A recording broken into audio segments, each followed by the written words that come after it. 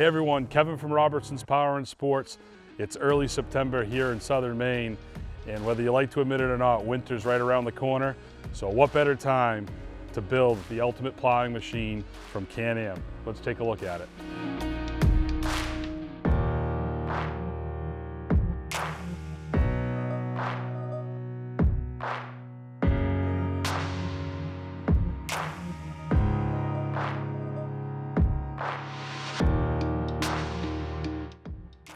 Alrighty, so in past videos, I've talked about the Can-Am Defender as being the Swiss Army knife and the ultimate side-by-side, in my opinion, for what it has to offer everybody.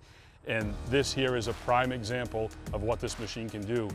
So on this machine here, this is a 2021 Can-Am Defender cab limited machine. So this does have the heat and AC in it, climate control, fully enclosed cab, like I said. With this machine here, we've gone ahead and added a Fisher V-Plow to this machine.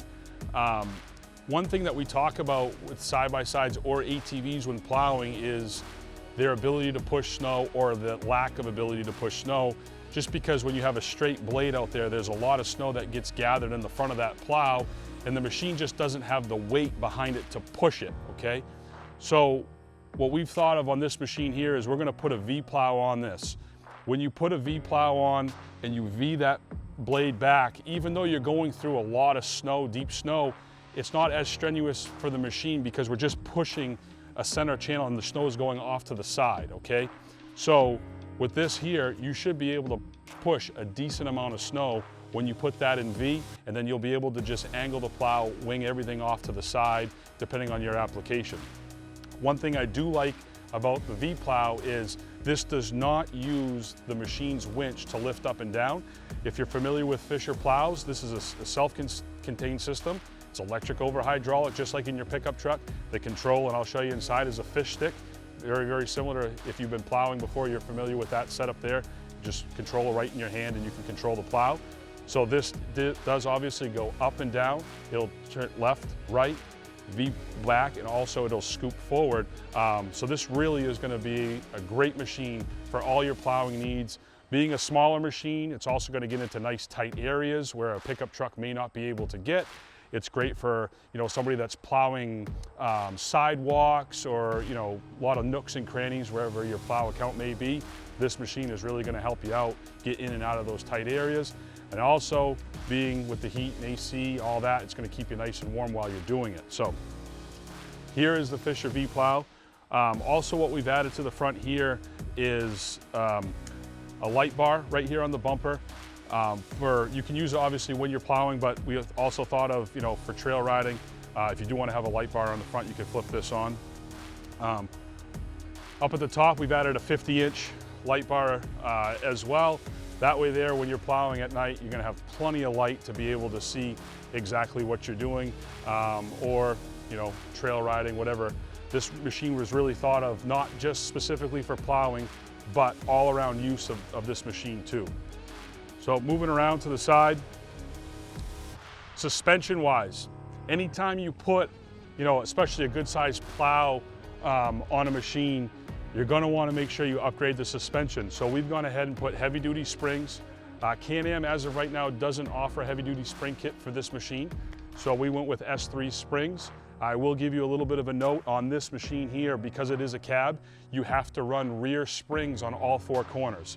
So they do have a front spring, but it will not work on a cab. You have to do all four rear springs on the corners of this machine.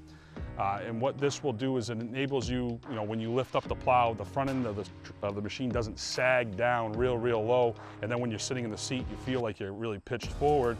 Not only that, but when the machine sags in the front, it takes weight off the back, and you're not going to have as good a traction as you need to be able to plow. So you definitely want to consider at least upgrading the front springs. We've gone ahead and done all springs, that way there you can put some extra weight in the back.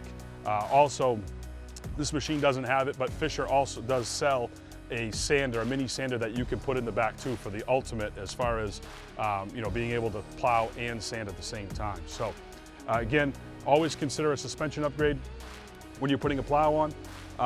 We've gone ahead and put a set of wheels and tires on this. These are 30-inch carnivores. We've talked at length about the carnivores, why we like them. They're light, they're durable, 8-ply tire. Plus with a 30-inch tire, it just helps us get this machine up a little bit more as far as ground clearance goes. Now, also I will say, as far as when you lift the machine with a V-plow, Fisher does have drop brackets.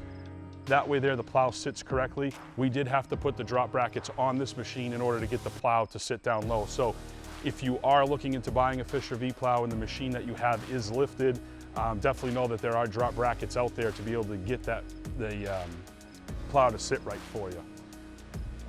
Moving on, we went ahead and added the side rear view mirrors on this machine just to give you more visibility out of it, especially down the sides. You're going to be backing up an awful lot with this machine, so you want to be able to see down the sides.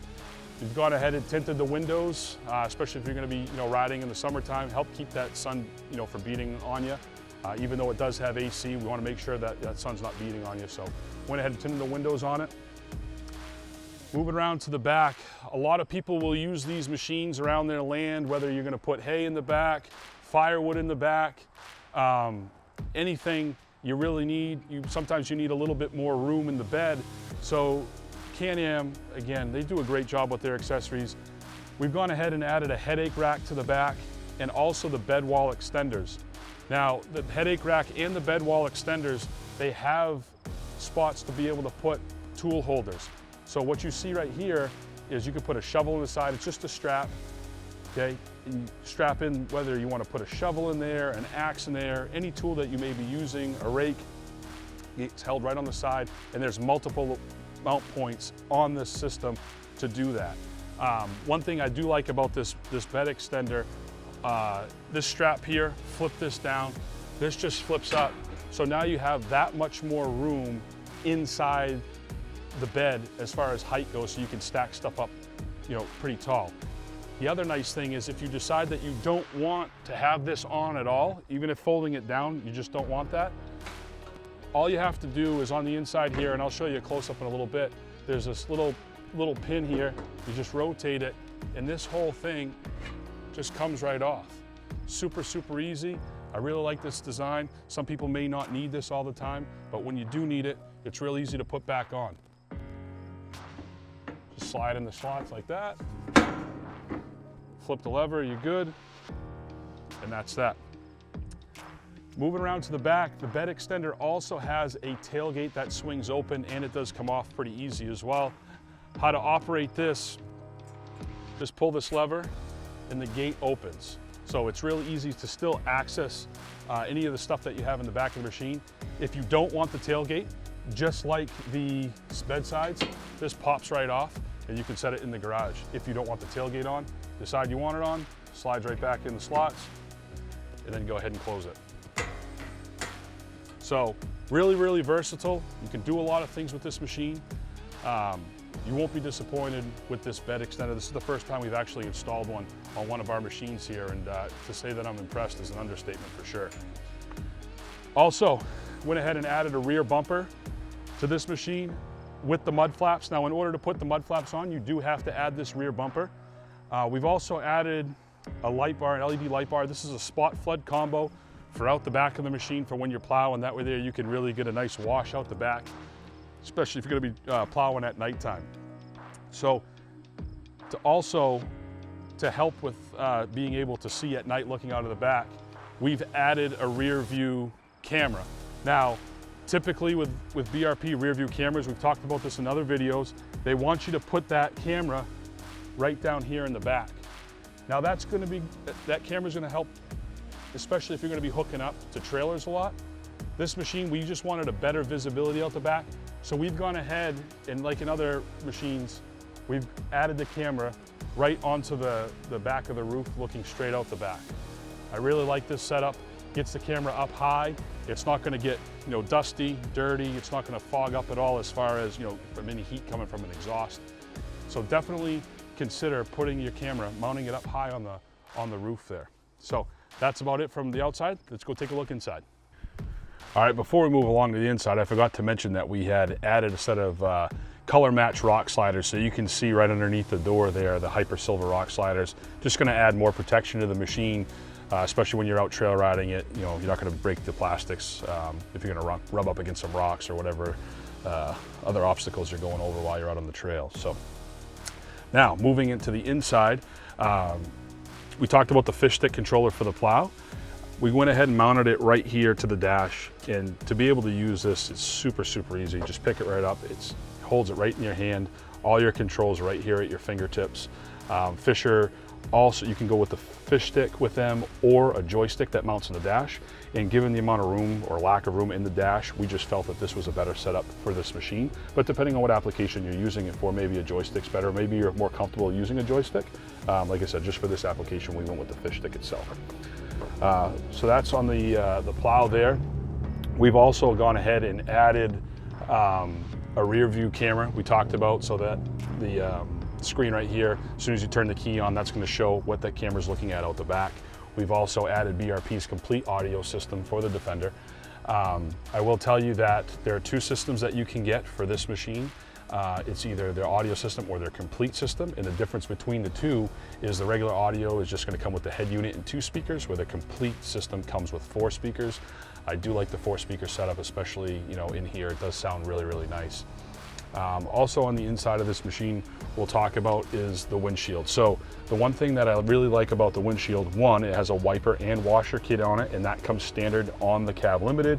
But also, you know, if you don't feel like you want to run the HVAC system, climate control, you want a little bit of wind, there's 2 positions on this windshield here. So you just flip this lever open and push it out just a little bit, twist it, the handle back down, and that's a vented position right there, so that will get you a little bit of air in there. If you want it completely wide open, max air, the window there is just on 2 hydraulically assisted pistons. Get it wide open, so you get quite a bit of air coming in the machine. I will caution though, if you're out trail riding and it is very rough and that machine is really flexing quite a bit, don't ride with the windshield open like that. We haven't seen any issues with it, but keep in mind that these are connected to the roll cage, so as this thing flexes, you do run the risk of that frame flexing and possibly cracking a windshield. So it's more of just, you know, using common sense while you're out trail riding with this machine. All right, so one thing I wanted to mention too with this plow and the way it mounts to the machine is, one, it's super easy to take on and off the vehicle, just like a regular Fisher plow that you deal with on your trucks. There's just a lever right here, a kickstand on the other side. Drop that kickstand down, detach it, unplug your power cable, and back out from the machine. And you would be left with this mount that we see right here.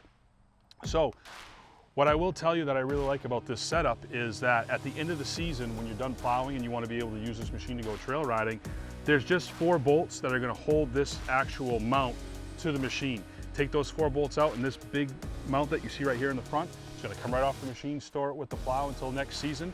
And the nice thing with that is it's not going to affect any ground clearance while you're out trail riding. So when you're done for the season trail riding it, come back, put your mount on, then you're ready to plow. Alrighty, that's a wrap on the 2021 Can-Am Defender with the V-Plow on it. Thanks for taking the time to watch this video. We sure hope it helped you out. Don't forget to like and subscribe to our channel. Also hit that little bell, that way there you get alerted to future videos that come out. If you have any questions on this machine in particular, how anything works, or maybe you see some accessories you'd like to add to your Defender but have some questions on them, feel free to give us a call at 207-324-5502 or visit us online at robertsonspower.com. Have a great day.